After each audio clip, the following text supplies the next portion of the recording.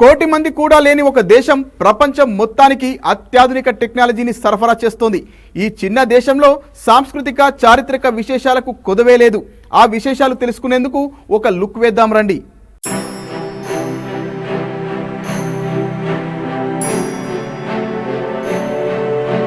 Israel ఓ చిన్న దేశం, కానీ అత్యంత వేగంగా అభివృద్ధి చెందిన దేశం. ముఖ్యంగా టెక్నాలజీ వంటి విషయాల్లో అమెరికా, దక్షిణ కొరియా, జపాన్ వంటి దేశాలతో పోటీ పడుతోంది. ఈ రోజున నిత్య జీవితంలో మనం వాడే ఎన్నో టెక్నాలజీలు ఇక్కడే జీవం పోసుకున్నాయి. ఆధునికత హడావుడిలో పడి సాంప్రదాయాలను వదిలిపెట్టలేదు. అత్యంత పురాతన సంస్కృతిని ఇప్పటికీ కంటికి రెప్పలా కాపాడుకుంటూనే టెక్ యుగంలో దూసుకుపోతోంది. అత్యంత తీవ్రమైన పొడి వాతావరణం ఉండే ఈ దేశంలోని వ్యవసాయం ప్రపంచానికి ఆదర్శంగా నిలిచింది. ఇజ్రాయెల్ విస్తీర్ణం అమెరికాలోని న్యూజెర్సీ అంత ఉంటుంది. రోడ్డు మార్గాన ఈ దేశం ఉత్తరం నుంచి దక్షిణ భాగానికి చేరడానికి కేవలం 6 గంటలు చాలు. అడ్డంగా ఒకవైపు నుంచి మరోవైపుకు వెళ్లేందుకు కేవలం 90 నిమిషాల సమయం పడుతోంది. కానీ ఈ దేశంలో ఒకవైపు పూర్తిగా ఎడారి, ఇసుక బీచ్లు ఉంటే మరోవైపు మంచు పడే పర్వతం ఉండడం విశేషం.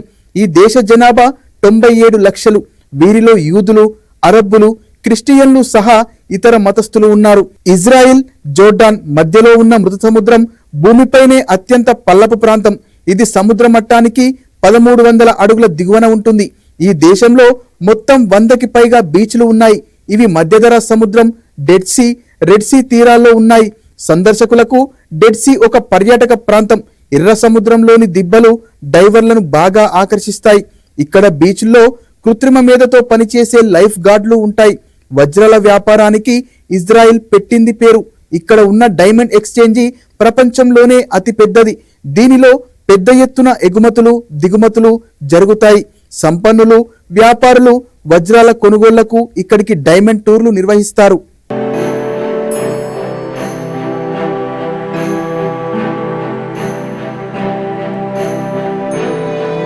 సాధారణంగా మనం విమానాశ్రయాల్లో డ్యూటీ ఫ్రీ ఏరియాలను చూస్తుంటాం. కానీ ఇజ్రాయిల్లో ఏకంగా ఒక నగరం మొత్తం డ్యూటీ ఫ్రీయే. ఎర్ర సముద్రం తీరంలోని ఎలాట్ నగరంలో ఏమి కొనుగోలు చేసినా వ్యాట్ పడదు. ఎలక్ట్రానిక్స్, కాస్మోటిక్స్, నగలు ఇలా యాత్రికులు భారీగా కొనుగోలు చేస్తుంటారు. మరణం అంచున ఉన్న తమ భాషకు ఇజ్రాయిల్ ప్రాణం పోసింది. ఈ దేశంలో 2 అధికారిక భాషలున్నాయి. ఒకటి హిబ్రూ కాగా రెండోది అరబిక్. దాదాపు 2000 ఏళ్ల పూర్వం నాటి హిబ్రూ భాష దాదాపు అంపశయ్య పైకి చేరింది. కానీ దీనిని జాతీయ భాషగా చేసి పునరుజ్జీవనం కల్పించింది. ప్రపంచంలో మరణం అంచున వరకు వెళ్లి బతికిన భాషగా దీనికి గుర్తింపు లభించింది. ఇజ్రాయిల్ చరిత్రను భద్రపరచడానికి అత్యధిక ప్రాధాన్యం ఇస్తుంది. ఇక్కడ తలసరి మ్యూజియాల సంఖ్య ప్రపంచంలోనే అత్యధికం. ఇంత చిన్న దేశంలో 230కి పైగా పురావస్తుశాలలు ఉన్నాయి. వీటిల్లో చరిత్ర, పురాతన వస్తువులు, సైన్స్కు సంబంధించిన జ్ఞాపకాలు దర్శనమిస్తాయి. ఒక్క జెరూసలంలోనే 2000కు పైగా పురాతత్వ విలువ ఉన్న స్థలాలు ఉన్నాయి. గోలన్ హైట్స్ లో ఉన్న 2000 ఏళ్ల నాటి హమాద్ జీడెర్ అనే వేడినీటి బుగ్గల వద్ద ఉన్న పురాతన స్నానాల కాంప్లెక్స్ ను ఇప్పటికీ వాడుతున్నారు. ఇజ్రాయెల్ పోస్టల్ శాఖలో భగవంతుడికి ఉత్తరాలు పంపే డిపార్ట్మెంట్ ఉంది. ప్రపంచ వ్యాప్తంగా భగవంతుడి పేరిట జెరూసలేంకు చేరుకునే లేఖలను సేకరిస్తోంది. దీనికి పవిత్రమైన వెస్టర్న్ వాల్ పగుళ్లలో ఉంచుతుంది. ఏటా 10 లక్షలకు పైగా నోట్లను ఇక్కడ ఉంచుతుంది. లక్షల్లో వచ్చి పడే లేఖలను ఏటా 2 సార్లు తొలగించి ఆ గోడను శుభ్రపరుస్తారు. ఈ దేశంలో 90% వ్యర్థ జలాలను రీసైక్లింగ్ చేస్తారు. అమెరికా వంటి దేశాల్లోనే 1% వ్యర్థ జలాలను రీసైక్లింగ్ చేయగలుగుతున్నాయంటే ఈ రంగంలో ఇజ్రాయెల్ శక్తిని అర్థం చేసుకోవచ్చు. ఇజ్రాయిల్లో చాలా వేడి వాతావరణం ఉంటుంది. 1942లో ఇక్కడ టిరాజ్వి అనే కిడ్బుజ్ లో 54 డిగ్రీల సెంటీగ్రేడ్ ఉష్ణోగ్రత నమోదైంది. డెత్ వ్యాలీలో 1913లో నమోదైన 56.7 సెంటీగ్రేడ్ కంటే 2 పాయింట్లే తక్కువ. ఇక్కడ ఎడారీకరణను అడ్డుకోవడానికి దేశం ఏర్పడిన నాటి నుంచి వృక్షాలను నాటడంపై విపరీతమైన శ్రద్ధ చూపారు. 25 కోట్ల మొక్కలను నాటారు. ప్రస్తుతం దేశంలో 8% భూభాగంలో అటవీ ప్రాంతం విస్తరించింది.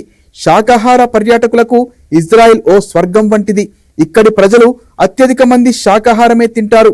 ముఖ్యంగా టెల్ అవీవ్లో రెస్టారెంట్లు, కేఫుల్లో వెజిటేరియన్ డిషెస్ అందుబాటులో ఉంటాయి. అంతేకాదు ఇక్కడ రెస్టారెంట్ల నిబంధనలు ఉంటాయి. అందుకే డిష్ల తయారీలో చాలా జాగ్రత్తలు తీసుకుంటారు. అందంగా ఉండాలనే పిచ్చిలో పడి కడుపు మార్చుకొని ఆరోగ్యాన్ని చెడగొట్టుకోవడం ఇజ్రాయిల్లో కుదరదు. ఇందుకోసం ఓ చట్టమే ఉంది. అక్కడ మోడల్స్ ర్యాంపుపై క్యాట్వాక్ చేయాలన్నా తమ ఎత్తుకు తగ్గ బరువుతో ఆరోగ్యంగా ఉన్నట్టు డాక్టర్ వద్ద నుంచి ధృవీకరణలు తీసుకోవాలి.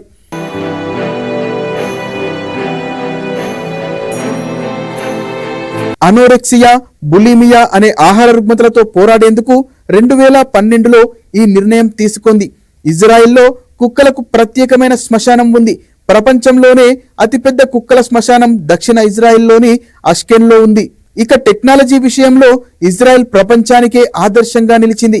ఇంత చిన్న దేశంలో ఏకంగా 3000 హైటెక్ స్టార్టప్లు ఉన్నాయి. సిలికాన్ వ్యాలీ కాకుండా ఈ స్థాయిలో స్టార్టప్లు మరెక్కడా లేవు. విండోస్ NT వర్క్ స్టేషన్ XPలను మైక్రోసాఫ్ట్ ఇజ్రాయెల్లో విభాగంలోనే అభివృద్ధి చేశారు. మైక్రోసాఫ్ట్ ఇజ్రాయెల్ R&D విభాగం అత్యంత శక్తివంతమైంది. ఇక పేటీఎం MX చీఫ్ డిజైన్ ఇజ్రాయెల్లోనే జరిగింది. వాయిస్ మెయిల్ టెక్నాలజీని ఇక్కడే అభివృద్ధి చేశారు. మోటోరోలా ఇజ్రాయెల్ విభాగం ఇంజనీర్లు సెల్ఫోన్ టెక్నాలజీని అభివృద్ధి చేశారు. పిల్కామ్, ఎక్స్కెల్టన్, డెస్క్ కి, Amazon best cycling Kindle, IndiGo printer ఇలా చెబుతూ పోతే పెద్ద జాబితానే అవుతుంది. డ్రిప్ ఇరిగేషన్, 3D ప్రింటింగ్ వంటి వాటిల్లో విప్లవాత్మక టెక్నాలజీ పురుగు పోసుకుంది ఇక్కడే.